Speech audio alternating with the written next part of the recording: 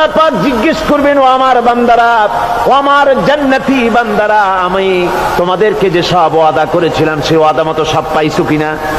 আমি ওয়াদা করেছিলাম আমার জন্য রাত জেগে যদি তাহাজ্জুদের নামাজ পড়ো, নামাজ রোজা হজ যাকাত যদি করো, আমার দিন কায়েমের জন্য যদি আন্দোলন করো, রক্ত যাও, আমার জন্য যদি কষ্ট করো, শহীদ হও, তাহলে আমি তোমাদেরকে জান্নাত দেব। যত ওয়াদা করছিলাম তা পেয়েছো কিনা? জান্নাতীরা বলবে ক্বালু নাআম, সব পেয়েছি, সব নেয়ামত পেয়েছি।